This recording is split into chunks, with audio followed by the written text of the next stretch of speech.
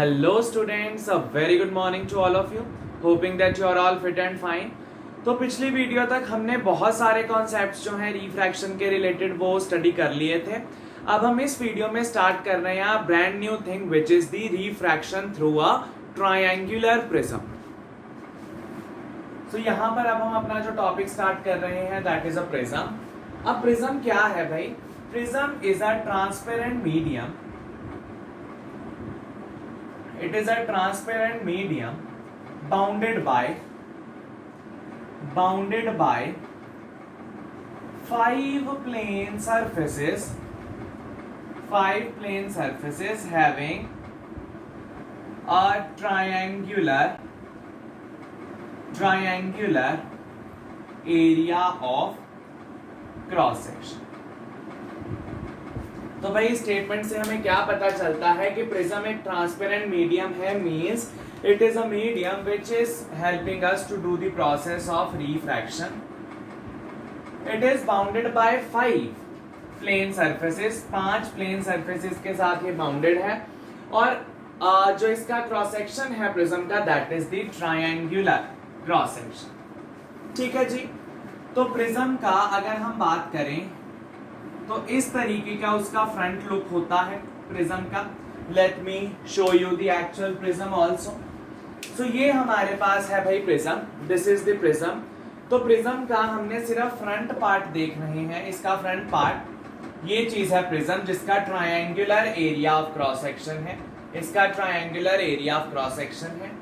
इसमें ये जो दो एजेस हैं, ये जो दो साइड्स हैं हमारे पास, जो एक दूसरे से पैरेलल ना हो करके बल्कि क्या है इंक्लाइंड, ये वाली दो side, this side and this side, these are known as refracting surfaces. तो ये जो चीज है ये वाली साइड और ये वाली साइड, ये दोनों क्या है? These are the refracting surface. ये है हमारे पास रिफ्रैक्टिंग सरफेसेस. ये वाली दे आर इंक्लाइंड. ये जहां पर इंक्लाइन हो करके जो एंगल बनाते हैं this is known as angle of prism. दोनों जन जितने एंगल पे इंक्लाइन होते हैं वो एक दूसरे के साथ जो एंगल बनाते हैं that is known as angle of prism and this is mainly represented with capital A. ठीक है. ये जो नीचे वाला पार्ट है this is known as the base of prism. इसको बोल देते हैं प्रिज्म का बेस. तो अगर प्रिज्म की बात करें this is the triangular area of cross section. ये वाली और ये वाली साइड इसकी क्या हो गई? रिफ्रैक्टिंग. ये दोनों जिस एंगल पर इंक्लाइंड है this angle is known as angle of prism. और ये जो नीचे है जिसके ऊपर ये बैलेंस बनाती है दिस थिंग, ये जो नीचे वाली चीज है this is known as the base of the prism. ठीक है जी. यानी कि लाइट रिफ्रैक्टिंग सरफेसेस पे आकर के इंक्लाइन होगी. लाइट इस तरीके से आएगी और देन हम उसका बाद में कोर्स देखेंगे कि किस तरीके से जो लाइट है वो रिफ्रैक्शन अकर कर रही है. तो प्रिज्म के बारे में आपको बेसिक चीज पता लगी कि प्रिज्म क्या होती है, प्रिज्म दिखती कैसे है, उसमें जो प्रिज्म है उसका स्ट्रक्चर किस तरीके का है, किस चीज को क्या बोलते हैं, वो चीज हमने आपको बताई. अच्छा जी. चलिए अब हम स्टार्ट करते हैं refraction through a prism. Prism के बीच में से रिफ्रैक्शन किस तरीके से होती है देखिए भाई. सपोज ये हमारे पास आ गई एक प्रिज्म. अभी हम डेरिवेशन भी करेंगे थोड़ी देर में, पर पहले आप इसके डायग्राम समझ लीजिए. सो ये सपोज प्रिज्म है having A B C as its sides. मैं दूर दूर बना रहा हूं. ठीक है. A B C these are the sides. This is known as angle of prism और इसको बोल देते हैं हम ए. ठीक है. Angle A, this is known as angle of prism. अच्छा. अब सपोज कीजिए रे ऑफ लाइट ऐसे आ रही है. रे ऑफ लाइट इस तरीके से आई तो ऑब्वियसली बाहर क्या है? हवा. Rare medium. अंदर किस तरीके का मीडियम है भाई? अंदर है हमारे पास डेंसर मीडियम, क्योंकि ये किसकी बनी हुई है? ग्लास की. सो बाहर है एयर, अंदर क्या है भाई हमारे पास? ग्लास. तो रे ऑफ लाइट एंटर कर रही है एयर से ग्लास में, मतलब एयर से denser, so it will move towards normal. अब टुवर्ड्स नॉर्मल के लिए नॉर्मल तो होना जरूरी है. तो सरफेस का मैंने नॉर्मल बनाया। भाई ये बात याद रखना, हमें सरफेस का नॉर्मल बनाना है, तो मैंने ए बी साइड का नॉर्मल बना दिया इस तरीके से। अच्छा, अब यही तो होता है angle of incidence, angle between incident ray and normal, जिसको हम बोलते हैं angle of incidence. Angle between the incident ray as well as normal, it is known as angle of incidence. अब रेयर से डेंसर जा रहे हैं, so it will move towards normal, normal की तरफ। तो भाई ये नॉर्मल की तरफ बेंड हो गई, लाइट ऐसे जा रही थी, इट हैज नाउ बेंडेड, यहां से थोड़ी सी बेंड होकर के नीचे आ गई, बेंडेड टुवर्ड्स नॉर्मल। तो ये रे आ गई हमारे पास रिफ्रैक्टेड रे, और इस रे ने जो नॉर्मल के साथ एंगल बनाया that is angle of refraction R. इसको हम बोल देते हैं भाई एंगल ऑफ रिफ्रैक्शन आर। अच्छा, अब क्या हुआ, अब यहां पर स्ट्राइक की, तो इस सरफेस का नॉर्मल बना लेते हैं। सरफेस का नॉर्मल ये बन गया भाई, this is the normal of this surface. अब ये जा रही है डेंसर से फिर हवा में आने की कोशिश कर रही है, जो कि क्या है, रेयर मीडियम। अब ये glass which is denser medium, वहां से एयर में आ रही है which is rare medium. So denser से रेयर आने में क्या होती है, they will move away from normal. Normal इस तरफ है, तो ये नॉर्मल से दूर जाने की कोशिश करेगी। It tends to move, it will tend to move away from normal, normal से दूर जाने की कोशिश करेगी रे। तो ये इसका एंगल ऑफ इंसिडेंस, चलिए इसको R1 बोल दीजिए, इसको हमने बोल दिया R2। ठीक है भाई, इस रे में अब इस सरफेस के लिए ये रे इंसिडेंट हो गई, ये नॉर्मल, तो इंसिडेंट रे और नॉर्मल के बीच में जो एंगल है हमने उसको नाम दे दिया R2। अब देखिए ये वाली रे, इसको हम बोलेंगे इमर्जेंट रे। ये अगर आपको याद हो, हमने जो ग्लास स्लैब वाली चीज डिस्कस की थी उसमें भी हमने पढ़ा था, जब रे कंप्लीटली सिस्टम के बाहर चली जाती है तब हम उसको बोल देते हैं इमर्जेंट रे। अब इस रे ने नॉर्मल के साथ जो एंगल बनाया उसको हम बोल देते हैं एंगल ऑफ इमर्जेंस। इसको हमने बोल दिया एंगल ऑफ इमर्जेंस। जब रे एक पूरे सिस्टम से ही बाहर चली जाती है तो उस रे को बोलते हैं इमर्जेंट रे। ये रे जो नॉर्मल के साथ एंगल बनाती है that is known as angle of emergence, e. ठीक है, अच्छा ये चीजें आपको पता चली, आई, R1, R2 और ई।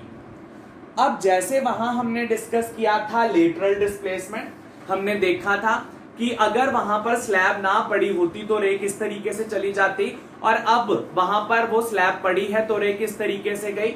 उन दोनों रेस के बीच में जो डिस्टेंस था, जो परपेंडिकुलर डिस्टेंस था दो रेस के बीच में, हमने उसको क्या बोला था, that is known as lateral displacement. अब इसमें क्या चीज मेजर करते हैं हम, इसमें हम मेजर करते हैं एक बहुत ही important term which is angle of deviation.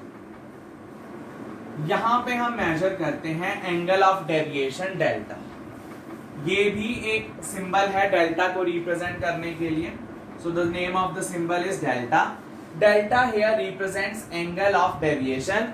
रे कितने एंगल पर डेविएट कर गई, रे कितने एंगल पर डेविएट कर गई, दैट उस चीज को फाइंड आउट करने के लिए हमने फाइंड आउट करना है एंगल ऑफ डेविएशन डेल्टा। अब ये कैसे फाइंड आउट होता है भाई, अगर उसमें याद हो तो उसमें भी हम इमर्जेंट रे को और इंसिडेंट रे को प्रोड्यूस करते थे ताकि हम देख पाए कि उनमें लेटरल डिस्प्लेसमेंट क्या है। इमर्जेंट रे को देखा और पीछे से हमने इंसिडेंट रे को प्रोड्यूस किया तो देखा उन दोनों के बीच में परपेंडिकुलर डिस्टेंस क्या है, वो क्या थी, लेटरल डिस्प्लेसमेंट। अब यहां पर देखिए ये इमर्जेंट रे है, आगे तो कहीं किसी रे के साथ इसके कोई मिलने के चांस नहीं है। ये है इंसिडेंट रे, तो आपने क्या किया, इंसिडेंट रे को आगे प्रोड्यूस किया, इंसिडेंट रे को आगे प्रोड्यूस किया, इमर्जेंट रे को आपने पीछे प्रोड्यूस किया, इंसिडेंट रे को आगे, इमर्जेंट रे को पीछे। तो इन दोनों के बीच में ये जो एंगल बन रहा है this is known as delta. Produced incident ray और प्रोड्यूस्ड इमर्जेंट रे के बीच में जो एंगल बनता है that is known as angle of deviation. The angle formed between the produced incident ray and produced emergent ray, that angle is known as angle of deviation। अब इसको भी समझना आसान है भाई। देखिए सपोज कीजिए प्रिज्म यहां पर नहीं पड़ी, सपोज कीजिए प्रिज्म यहां पर नहीं पड़ी, तो प्रिज्म नहीं पड़ी तो रे इस तरीके से चली जाएगी, रे बिल्कुल इस तरीके से चली जाएगी क्योंकि रिफ्रैक्शन नहीं होगी, क्योंकि प्रिज्म नहीं है। तो हमने सपोज कीजिए प्रिज्म नहीं है, ये गायब हो गई, तो रे इस तरीके से जा रही, ठीक है। अब क्या हुआ, अब प्रिज्म के पड़े होने की वजह से, अब मैंने कह दिया कि प्रिज्म आ गई यहां पर, तो रे ने रिफ्रैक्शन की और फाइनली रे यहां से बाहर निकली। तो प्रिज्म के यहां पर होने की वजह से रे इस तरीके से बाहर निकलेगी एज एन इमर्जेंट रे, अगर ना होती तो ऐसे निकलेगी। तो इन दोनों के बीच में जो एंगल है उसी एंगल से तो लाइट डेविएट हो गई due to presence of this prism. Prism की प्रेजेंस से लाइट कितने एंगल में डेविएट हुई, तो उसको देखने के लिए यही तो तरीका है। अगर नहीं पड़ी तो ये लाइन, अगर पड़ी है तो ये लाइन, इन दोनों के बीच में एंगल देख लीजिए, जो बनता है that will be angle of deviation delta. ठीक है जी, this is angle of deviation delta. ठीक है, ऑलराइट। अच्छा, अब देखो भाई क्या करेंगे हम, अगर हम एंगल ऑफ इंसिडेंस चेंज करते रहें, अगर हम एंगल ऑफ इंसिडेंस चेंज करते रहें, ये डेल्टा भी चेंज होता रहेगा एंड ऑब्वियसली कभी ये लाइन जो है ज्यादा टिल्ट हो जाएगी, कभी ये लाइन कम टिल्ट हो जाएगी with the change in angle. ये जो रेज हैं इनकी भी जो पाथ है वो चेंज होती रहेगी। एक टाइम या एक कंडीशन ऐसी आती है जब ये वाली रे, जिसको हमने नाम दिया था रिफ्रैक्टेड रे, एक टाइम ऐसा आता है जब ये रिफ्रैक्टेड रे क्या हो जाती है, it becomes parallel to the base. ये बेस है। एक टाइम ऐसा आता है, एक एंगल ऑफ इंसिडेंस ऐसा आता है जब लाइट वहां पर इंसिडेंट करती है तो ये लाइट इतनी बेंड नहीं होती, बट ये रे ऑफ लाइट किस तरीके से जाती है, फिर ये रे ऑफ लाइट बिल्कुल पैरेलली मूव करती है। ये रे ऑफ लाइट जो मैंने ग्रीन से बनाई है बिल्कुल पैरेलली मूव करती है बेस से। ये रे ऑफ लाइट बिल्कुल बेस के पैरेलल हो जाती है।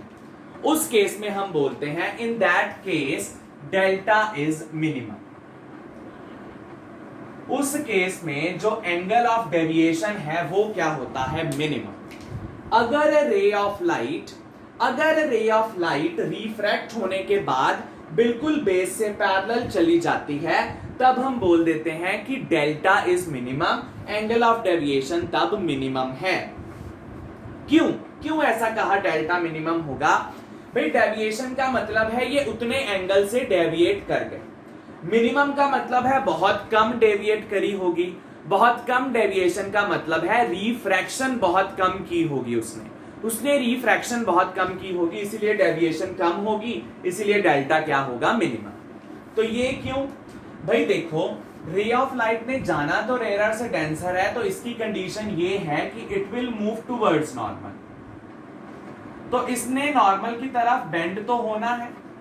अब या तो वो ऐसे हो सकते, भाई ये देखो ये रे रेड से जो मैंने बनाई है इसको ऐसे जाना है, तो इसने नॉर्मल की तरफ बेंड होना है। बेंड होती गई, एक टाइम ऐसा आता है जब ये बेंड होती बिल्कुल क्या हो जाती है, इस बेस के पैरेलल हो जाती है, तब हम बोल देते हैं कि डेल्टा क्या है, minimum. At that time delta क्या हो जाता है, मिनिमम।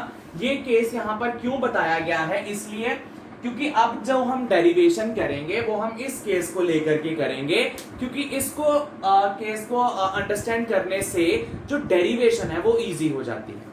हमें ज्योमेट्री देखनी है, तो इस रे की बजाय ये रिफ्रैक्टेड रे जो इतनी ज्यादा बेंड है, इसकी बजाय हम ये वाली रे देखते हैं जो कि ग्रीन कलर में दिखाई गई है, सो दैट हमें पता या फिर आप ऐसा कह लीजिए कि डेरिवेशन करनी सिंपल हो जाए। ठीक है, बेंडेड को देखना थोड़ा मुश्किल है, तो हम क्या कर लेते हैं, हम बेस से जो पैरेलल है वो वाली रे को कंसीडर करके डेरिवेशन कर लेते हैं। ठीक है भाई, ये भी तो बेंड हुई पड़ी है टुवर्ड्स नॉर्मल, ये वाली जो मैंने ब्लैक से बनाई है ये ज्यादा हुई पड़ी है, ग्रीन से जो बनाई है वो कम। ऑलराइट, तो मैंने कम वाला केस ले लिया so that it will be easier for us to see the geometry, उसकी ज्योमेट्री देखनी जो है वो आसान हो जाए। ठीक है जी, तो फटाफट हम इसको इरेज करते हैं, एक ब्रांड न्यू सुंदर से डायग्राम बनाएंगे, वहां पर हम इतना ज्यादा लेबलिंग नहीं करेंगे। ठीक है, अदरवाइज डेरिवेशन में कंफ्यूजन हो जाती है कि ये कहां से आ गया, ये कहां से आ गया। चलिए, तो ये हमारे पास आ गई भाई प्रिज्म, इसको आप अपनी नोटबुक पे जितना बड़ा बना सकते हैं बनाइएगा। So this is A B C, ray of light इस तरीके से आ रही है, let me make it a little bit more towards the top. ऐसे, ठीक है जी। यहां स्ट्राइक करी, इस सरफेस का मैंने क्या बना दिया, नॉर्मल, ये बन गया एंगल ऑफ इंसिडेंस। तो मैंने रे ऑफ लाइट को रिफ्रैक्ट कर दिया बिल्कुल बेस के पैरेलल, यहां से गई, यहां पर मैंने क्या बनाया, इस सरफेस का नॉर्मल, यहां से ये मूव होगी away from normal, forming this angle as angle of emergence. ठीक है जी। अच्छा, अब देखिए भाई, अब फटाफट से वो चीज लिख लेते हैं जो अभी हमने पढ़ी थी। इसको प्रोड्यूस कीजिए आगे, इसको प्रोड्यूस कीजिए पीछे, इन दोनों के बीच में जो एंगल बनता है इसको हमने बोल दिया डेल्टा। इस रे को पीछे प्रोड्यूस किया, इस रे को आगे, तो इन दोनों में एंगल है, that is angle of deviation. अच्छा, अब देखिए बाकी जो एंगल्स बने हैं मैं उनको भी नाम देता हूं। ये एंगल बन गया डेल्टा 1, मे बी आपको ये ना दिखे एज डेल्टा 1। ये एंगल बन गया हमारे पास डेल्टा 2। ठीक है जी। इंसिडेंट रे और रिफ्रैक्टेड के बीच में, प्रोड्यूस्ड इंसिडेंट और रिफ्रैक्टेड के बीच में जो एंगल है वो डेल्टा 1। फिर रिफ्रैक्टेड और प्रोड्यूस्ड इमर्जेंट में जो एंगल है दैट इज डेल्टा 2। तो भाई लिख लीजिए, produced incident and produced emergent के बीच में जो एंगल है दैट इज डेल्टा, उसको बोलते हैं डेल्टा। फिर प्रोड्यूस्ड इंसिडेंट एंड रिफ्रैक्टेड रे के बीच में जो एंगल है that is delta 1। Produced incident और रिफ्रैक्टेड के बीच में डेल्टा 1। फिर प्रोड्यूस्ड, रिफ्रैक्टेड को तो प्रोड्यूस करने की जरूरत नहीं है, so refracted ray and produced emergent रे,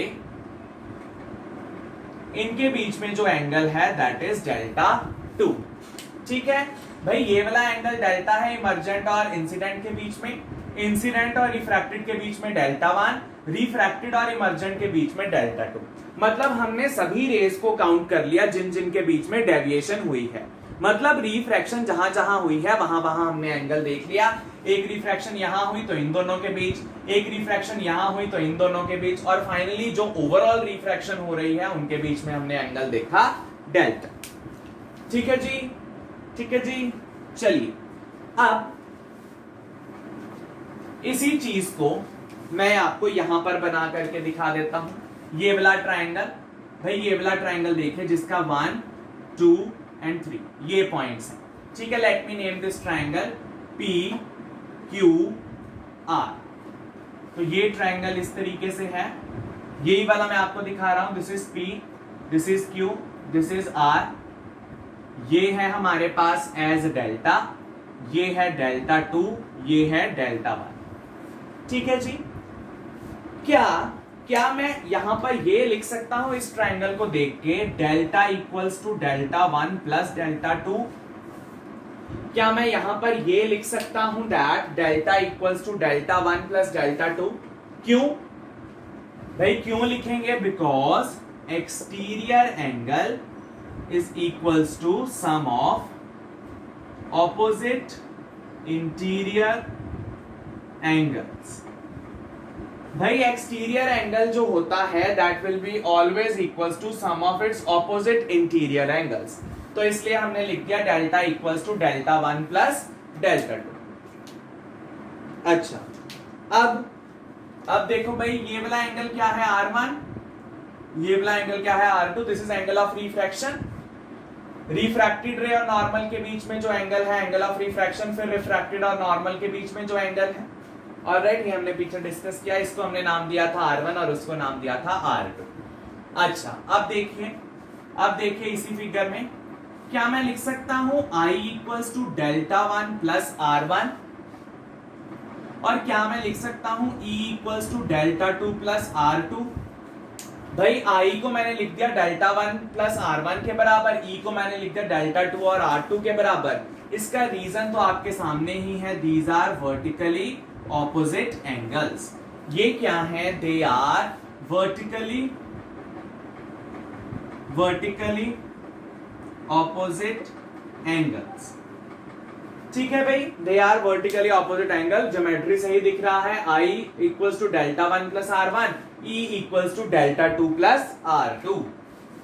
अच्छा, यहां से डेल्टा 1 और डेल्टा 2 की वैल्यू निकाल लीजिए। डेल्टा 1 की वैल्यू निकलेगी आपकी I माइनस R1, डेल्टा 2 की वैल्यू निकलेगी E माइनस R2। भाई delta 1 is I minus R1, delta 2 is E minus R2। इन दोनों की वैल्यूज यहां पर पुट कर दीजिए, इन दोनों की वैल्यूज यहां पर पुट कर दीजिए।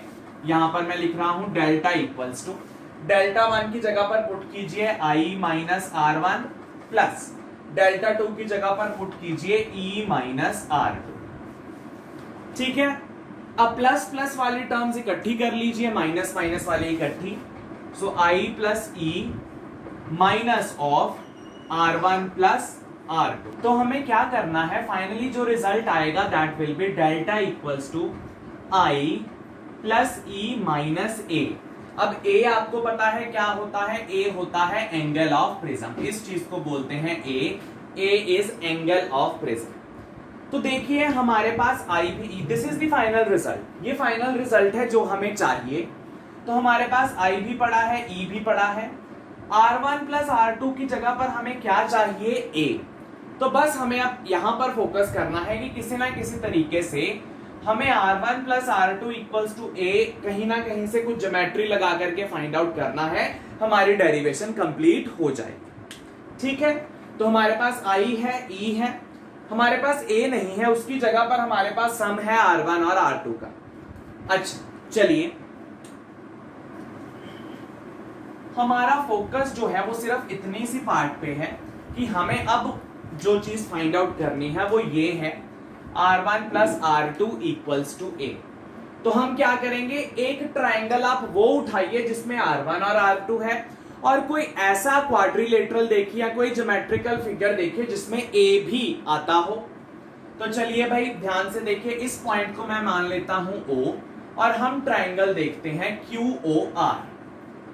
इन ट्राइंगल QOR, भाई QOR वाली ट्राइंगल देखिए, इसमें आपको दिख जाएगा R1 plus R2 plus this angle, R1 plus R2 plus this angle, let us say angle O, let us say angle O।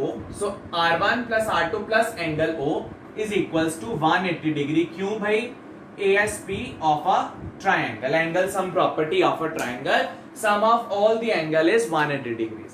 तो R1 plus R2 plus this angle is equals to 180 degree. इसको number 1 दे दीजिए, ठीक है, इस equation को number 1। अच्छा अब देखिए आप इन quadrilateral, let me right it down only, in quadrilateral, भाई क्वाड्रिलेटरल ध्यान से देखिएगा, A Q O R, quadrilateral देखिए A Q O R, A Q O R। इसमें क्या क्या चीजें हैं भाई हमारे पास, देखो इधर, एक तो है हमारे पास ये वाला एंगल A प्लस हमारे पास है इस क्वाड्रिलेटर में AQOR में ये वाला एंगल हो गया अगला एंगल, ये एक angle, this is second angle. But भाई ये तो नॉर्मल है, ये तो नॉर्मल है, ये सरफेस के साथ कितने एंगल पे होगा, 90 डिग्रीज प्लस, और देखो कौन सा एंगल है यहां पर, एंगल O प्लस, अब कौन सा एंगल रह गया आपके पास, ये वाला, ये भी क्या है 90 डिग्रीज, क्योंकि ये भी सरफेस के साथ क्या है नॉर्मल, तो ये एंगल भी क्या हो गया 90 डिग्रीज इक्वल्स टू 360 डिग्री। ये क्या है, ASP of a quadrilateral. Quadrilateral के सभी एंगल्स का सम कितना आना चाहिए, 360 डिग्री। भाई दोबारा देखिए, इस क्वाड्रिलेटरल में AQOR में ये हो गया एंगल A। अब ये सरफेस थी, ये इस सरफेस का नॉर्मल था, नॉर्मल मतलब सरफेस के साथ कितने एंगल पे होगा 90, वो हमने लिख दिया। अगला एंगल आया ये वाला एंगल, एंगल O मैंने लिख दिया। अब ये भी सरफेस थी, ये भी सरफेस का नॉर्मल था, तो इन दोनों के बीच में एंगल क्या है 90 डिग्री, वो भी मैंने लिख दिया। तो इस चीज को मैंने बाहर निकाल के भी आपको समझा दिया, अदरवाइज वहां पर भी अंडरस्टूड था। तो देखो यहां पर क्या हो गया, A plus angle O plus 180 degree equals to 360, यहां तक पहुंचे। 90 को ऐड करके लिख दिया। अच्छा, अब A plus angle O equals to 360 minus 180, कितना रह गया भाई 180। ठीक है जी, ए प्लस एंगल ओ कितना रह गया 180, इसको नंबर दे दीजिए 2। अब देखिए भाई, ये इक्वेशन भी इक्वल टू 180 डिग्री, ये इक्वेशन भी इक्वल टू 180 डिग्री, तो ये दोनों इक्वेशंस आपस में इक्वल हो गई। अगर ये वाला प्रोसेस ज्यादा जो मेथड है या ये जो चीज है ये ज्यादा अच्छी नहीं लगती, तो आप क्या करो, आप करो एंगल ओ को लिख दीजिए 180 डिग्री माइनस ए, यहां से एंगल ओ को लिख लीजिए 180 डिग्री माइनस ए। 180 को इक्वल करने के बजाय आप ये चीज यहां से सब्स्टिट्यूशन का मेथड लगा दीजिए, एंगल ओ को लिख दीजिए 180 माइनस ए। चलिए यहां पर पुट कीजिए, मैं ये इरेज कर दूं, यहां पर वहां पर लिख दीजिए R1 plus R2, angle O की जगह पे ये चीज that is 180 degree minus A equals to 180 degree. ठीक है जी, तो 180 डिग्री उधर गया, आपके पास क्या बच गया R1 plus R2 minus A equals to 180 minus 180 0।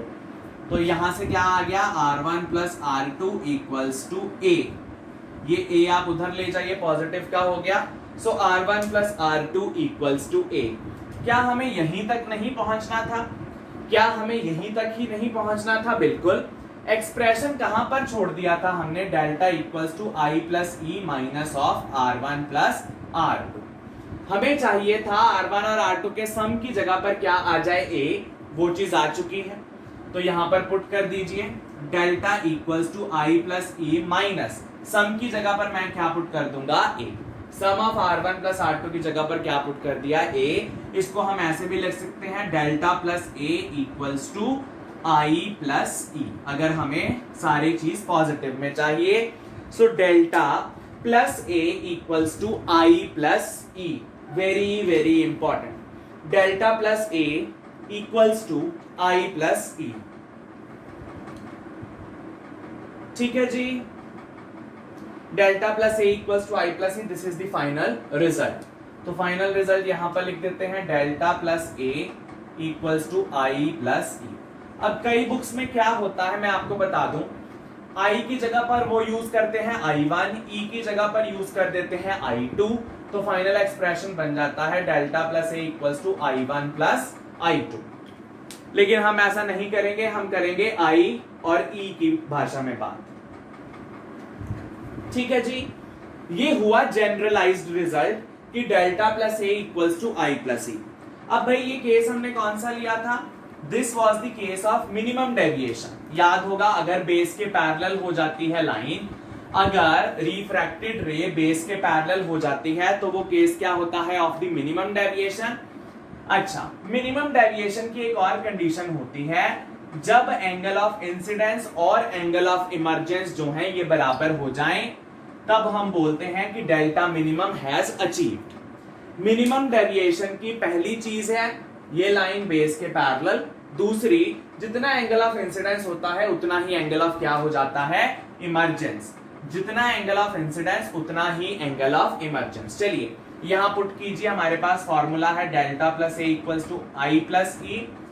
अगर डेल्टा मिनिमम चाहिए मुझे, delta minimum plus A equals to i और ई बराबर है, तो इसको मैं लिख सकता हूं 2i, आई प्लस आई, ये भी आई बन जाएगा क्योंकि दोनों सेम है, 2i।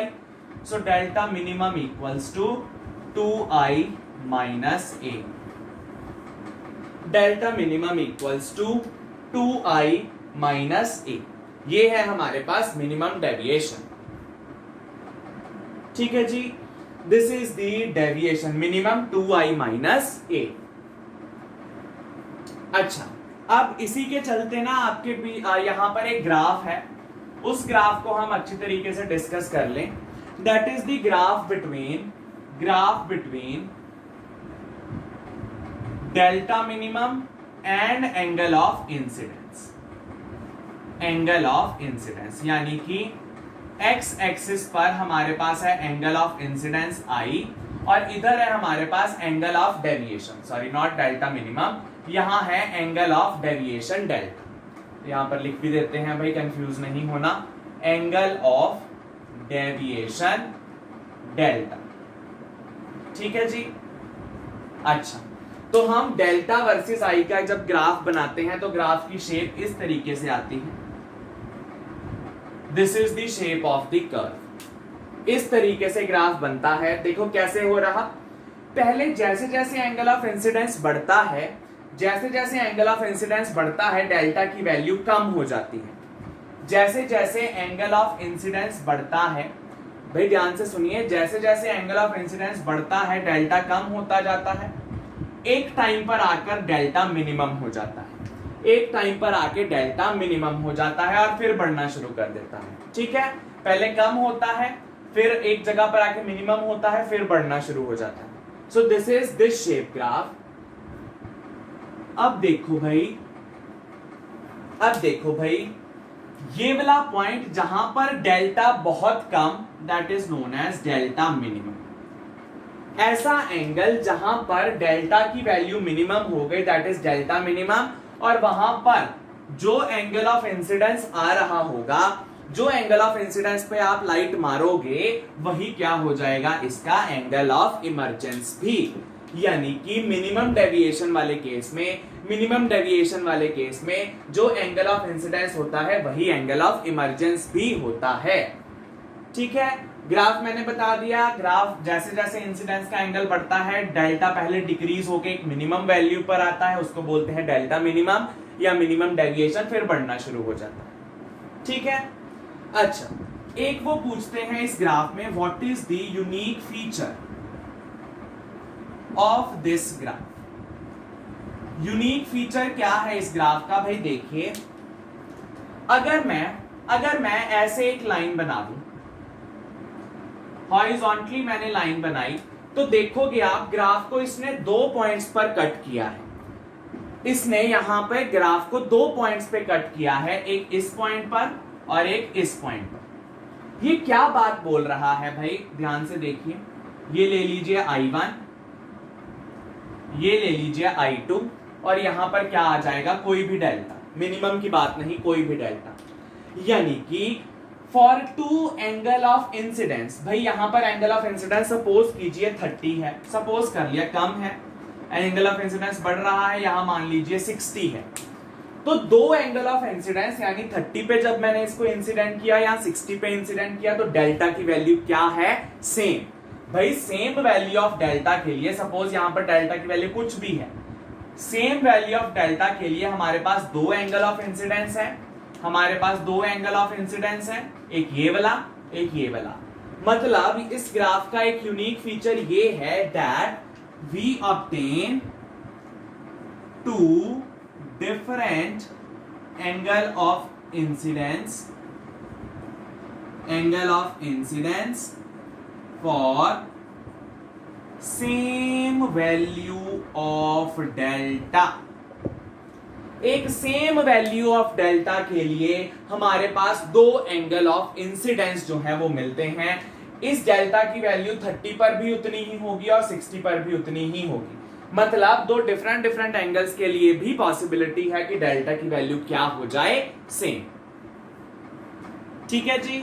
अच्छा, एक लास्ट चीज मैं बता दूं भाई, एक लास्ट चीज प्रिज्म के साथ ही रिलेटेड है, ताकि आगे चल के आपको दिक्कत ना आए। प्रिज्म का अभी हमने टॉपिक किया, तो साथ के साथ अगर वो चीज हो जाए तो ठीक है। ये प्रिज्म है ABC।